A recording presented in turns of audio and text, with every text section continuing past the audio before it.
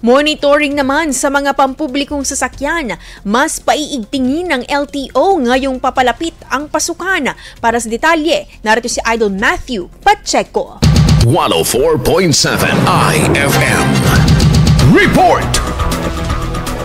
Mas paiigtingin ng Land Transportation Dagupan District Office ang monitoring ito sa mga pampublikong sasakyan sa lungsod kasunod ang nalalapit na pagbubukas ng klase. Sa isang panayam kay LTO District Office Chief Romel Dawaton, ilahad dito na mas mahihipitan nila ang pagbabantay lalo na sa mga may tatalang reklamo laban sa overcharging at overloading. Layon ng tanggapan na masiguro na walang mga abuso sa muling pagdami ng mga pasahero. Posible namang maglagay ng tauhan ng LTO sa mga malalaking lugar upang makatulong sa maayos na daloy ng trapiko. Nananawagan naman ang tanggapan sa mga transport groups na maging responsable sa tinakda ng batas at para sa seguridad ng publiko. Kasama mo mula rito sa IFM Dagupan, ito si Idol Matthew Pacheco. Tatak IFM. IFM News. IFM News. IFM News.